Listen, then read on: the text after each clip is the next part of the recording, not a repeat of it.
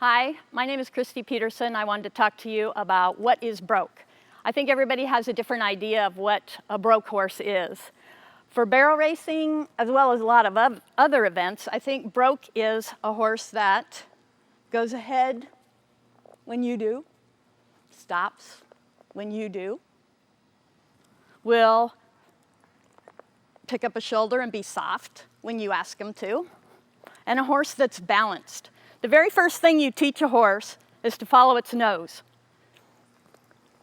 How basic is that? But when you turn a barrel, don't you want that nose to come first? Because if that shoulder comes first, you know what happens, we're gonna hit one. So I want a horse that I can pick up and move in case I'm too close, and one that follows its nose. And I think the most important thing, and I think 90% of us ride this way, but we don't have it in the foreground of our mind, is when you go ahead, you lean forward and look what your hand does. And when you stop, you sit down and look what your hand does.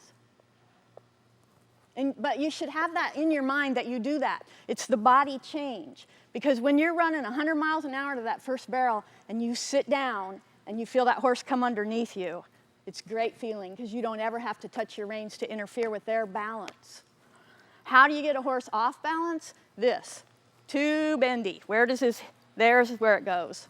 Here's when you want the nose, the next thing you want is the shoulder. How do we get that? Look, we just open this door and push that door. And who does that? Every trainer on TV does that, and that's what we want too. Back up, keep their backing muscles strong around a barrel. All right? Joystick, this is your joystick. If I go that way, he goes that way. If I go this way, he goes this way. If my hand goes this way, he goes this way. But do you see how he's following his nose, and then his shoulder comes next? I do see a lot of girls riding around like this, and it kind of drives me crazy because it's not necessary. All you really want is the eyeball. All you really want is a horse that's soft through their body.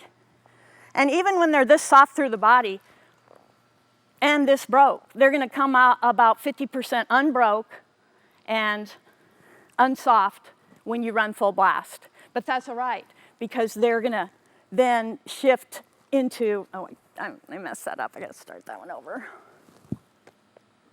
All right, can I just start over? Okay.